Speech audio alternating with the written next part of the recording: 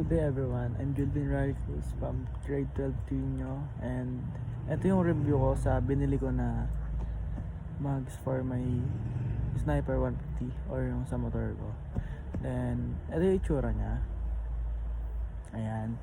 Then my review is 10 out of 10 kasi nagmatch siya sa color ng motor ko, which is blue, then black siya. So sa design is okay sa akin, so plain and wala masyadong design, and meron siyang 5 spokes or line sa gulong, and nagmatch talaga siya.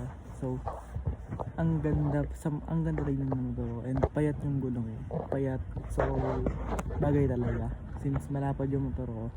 Umagay siya sa mapayat na gulong. And sa service naman ng mga crew is 10 out of 10 kasi approachable sila and walang masungit or mataray. And ayun, yun lang, order na kayo. Bye bye.